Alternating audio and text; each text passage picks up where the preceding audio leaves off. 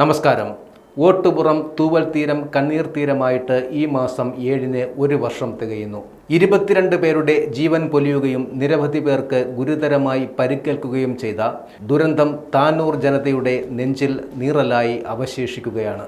മരിച്ചവരുടെയും പരിക്കേറ്റവരുടെയും കുടുംബങ്ങൾക്ക് അർഹമായ സർക്കാർ സഹായങ്ങൾ ഇതുവരെയും ലഭിച്ചിട്ടില്ല എന്നതാണ് വലിയ സങ്കടം.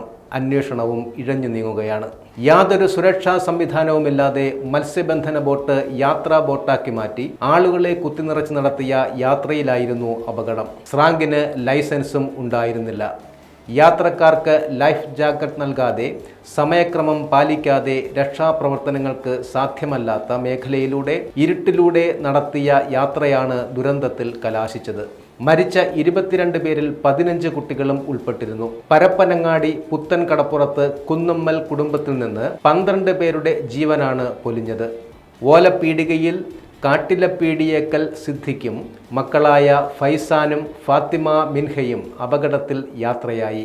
ലഹരി മാഫിയയ്ക്കെതിരായ പ്രവർത്തനങ്ങളുടെ ഭാഗമായി ഡ്യൂട്ടിയിലുണ്ടായിരുന്ന സബറുദ്ദീൻ എന്ന പോലീസുകാരനും ജീവൻ നഷ്ടപ്പെട്ടു. പ്രതികളായ ബോട്ടുടമയും സംഘവും ഭരണതലത്തിൽ സ്വാധീനമുപയോഗിച്ച് നടത്തിയ നിയമവിരുദ്ധ പ്രവർത്തനമാണ് ദുരന്തത്തിലേക്ക് വഴിയൊരുക്കിയതെന്നാണ് ആരോപണം. പെരുന്നാളിന് തീരത്ത് ആരംഭിച്ച ബോട്ട് സർവീസിനെ കുറിച്ച് നാട്ടുകാർ അധികാരികളോട് പരാതി പറഞ്ഞിരുന്നു.